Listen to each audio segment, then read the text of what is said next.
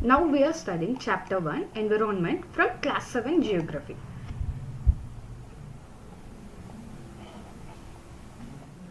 So what is environment? Whatever we see in our surroundings is called environment. So the place, people, things and nature that surround any living organism is called environment. So some objects are created by nature. For example, mountains, rivers, trees, animals, while others are made by people. For example, roads, cars, books. So it is a combination of natural and human-made phenomenon. The natural environment refers to both biotic, that is living, and abiotic, that is non-living conditions existing on the earth.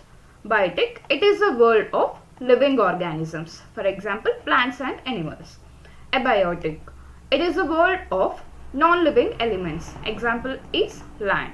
Environment is our basic life support system. It provides the air we breathe, water we drink, food we eat, and the land where we live.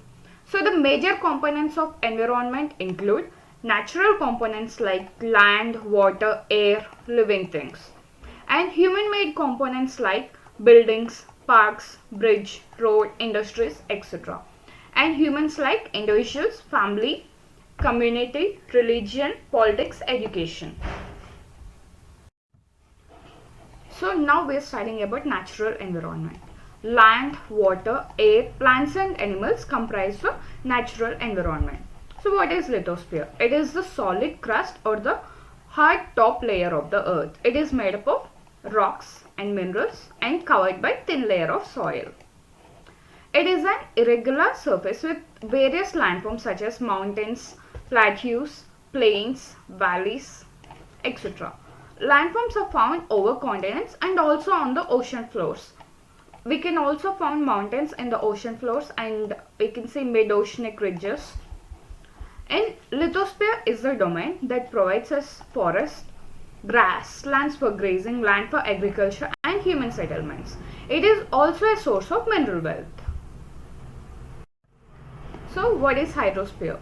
The domain of water is referred to as hydrosphere.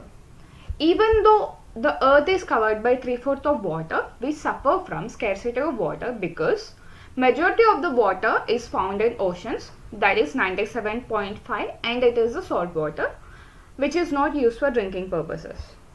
So the remaining water is fresh water and its percent is 2.5. In that only 30.8% is present as groundwater, that is used for agriculture purposes and drinking, etc. So now we are coming to atmosphere. It is the thin layer of air that surrounds the earth. The gravitational force of the earth holds the atmosphere around it. It protects us from the harmful rays and scorching heat of the sun. Atmosphere consists of gases, water vapor, dust particles, etc. So now carbon dioxide. It is meteorologically a very important gas. It is transparent to the incoming solar radiation but opaque to the outgoing terrestrial radiation. It absorbs a part of terrestrial radiation and reflects back some of it towards the Earth's surface. It is largely responsible for the greenhouse effect. Now, ozone. It is an important component of atmosphere. It is found between 10 to 50 kilometers.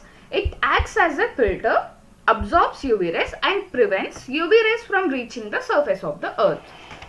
So now, water vapor, it decreases from equator to the poles, absorbs part of the insolation from the sun and preserves earth's radiated heat. It acts like a blanket, allowing the earth to be neither hot nor too cold. And dust particles, highest concentration in subtropical and temperate regions due to higher dry winds in comparison to equatorial and polar climates. Now, dust acts as a hygroscopic nuclei around which water vapor condenses to produce clouds. And the layers of atmosphere are troposphere, stratosphere, mesosphere, thermosphere and exosphere. Troposphere, it is present between 0 to 12 kilometers. It is the lowermost layer of the atmosphere extends roughly to a height of 8 kilometers near the poles and about 18 kilometers at the equator. Thickness of troposphere, it is greater at equator because heat is transported to greater heights by conventional currents. This is the important layer for biological activity. In Earth's surface, it is a major source of heat for troposphere. All changes in climate and weather takes place in this layer. Temperature in this layer decreases at a rate of 1 degree centigrade for every 160 meters of height. And stratosphere, it is found above the tropopause and extends up to the height of 50 kilometers. One important feature of stratosphere is that it contains the ozone layer. So, here in stratosphere, temperature increases with altitude. And direct heat source is sun. There is little mixing of air in this layer. And mesosphere, it lies above the stratosphere, which extends up to a height of 80 kilometers. Temperature starts decreasing with increase in altitude and reaches up to minus 100 degrees centigrade at a height of 80 kilometers.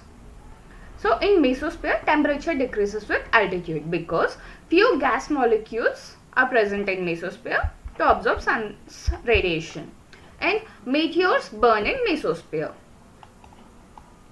Ionosphere is located between 80 and 400 kilometers above the mesopause.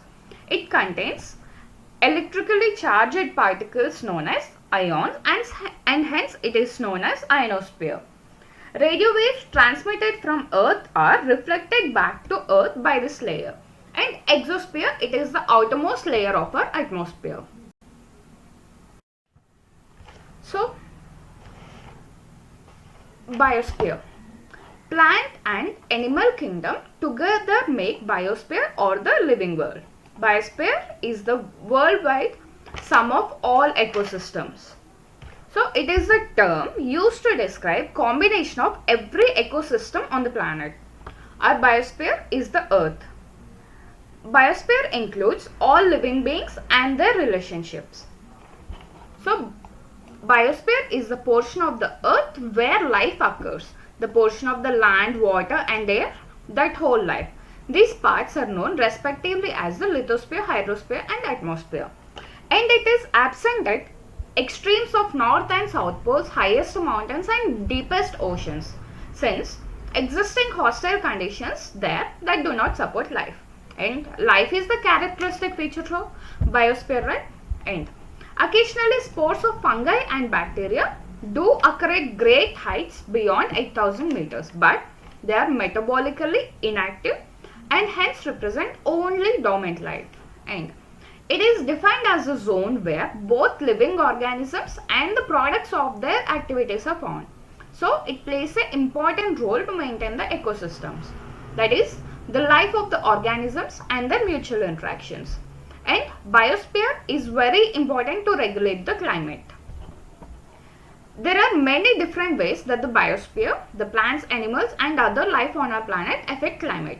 Some produce greenhouse gases and promote warming of our planet through the greenhouse effect, while others reduce the amount of greenhouse gases, promoting cooling of our planet.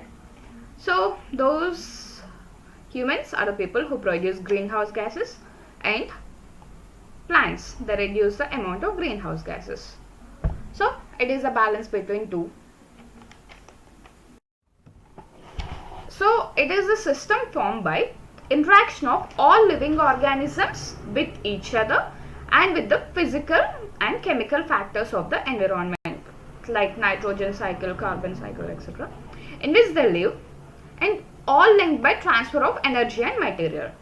There could be an ecosystem of large rainforest, grassland, desert, mountains, lake, river, ocean and even a small pond. So the importance of ecosystem is it provides habitat to wild plants and animals, it supports different food chains and food webs, it regulates essential ecological process and support lives, it is involved in the recycling of nutrients between biotic and abiotic components, and maintains the proper flow of energy in an ecosystem including water cycle, carbon cycle, oxygen cycle, nitrogen cycle, and energy cycle. So, early humans adapted themselves to the natural surroundings.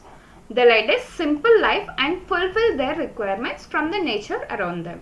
So, early human being led a simple life. With time, needs grew and became more varied. Humans learnt new ways to use and change environment, and there is large scale industrial revolution. Transportation also grew.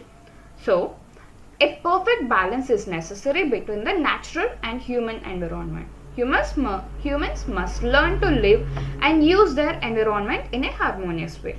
So, here we can see all living organisms are linked to each other and to the physical environment around them.